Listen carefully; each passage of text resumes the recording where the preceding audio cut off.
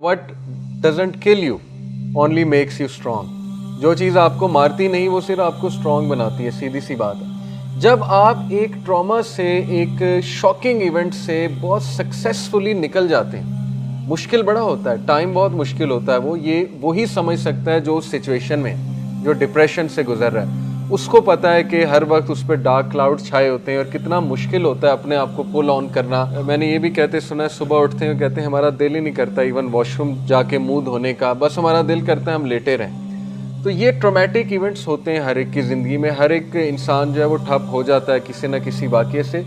लेकिन अगर आप सक्सेसफुली उसका मुकाबला करके थोड़ा सा स्ट्रेंथ पकड़ के निकल आएँ तो आप देखेंगे कि खुदा ना खास्ता अगर नेक्स्ट कोई ट्रॉमेटिक इवेंट आपकी लाइफ में आएगा ना तो आप मज़ीद वेल प्रिपेयर्ड होंगे उसको फेस करने में, क्योंकि आपके पास अब एक्सपीरियंस है, आपके पास हिस्ट्री है अपनी। आप कहेंगे कि यार मैं पहले भी तो निकला था इससे, तो इंशाल्लाह अल्लाह की मदद से मैं अब भी निकलूंगा। ट्रेंड भी यही है कि अल्लाह ताला मुझे निकाल लेता है आखिरकार। तुम्हारा मददगार अल्लाह ही है एट द एंड, और वही तुम्हारी टेक केयर करेगा। और फिर सूरह ज़ुहा का भी यही बैकग्राउंड है, देखें किसने डायरेक्शन दिया आपको, अल्लाह ने। तो अब कैसे छोड़ देगा, ये बहुत स्ट्रांग बात है अगर आप इस पर कभी गौर करें, ठीक है ना। जो हुस्न ज़न रखता है अल्लाह के बारे में और उसके पास हिस्ट्री होती है कि अल्लाह ने मुझे यहाँ से निकाल लिया था, अब क्यों नहीं निकालेगा, बिल्कुल निकालेगा। सिर्फ एक ही बात, अकीदा स्ट्रांग, सॉलिड अकीदा।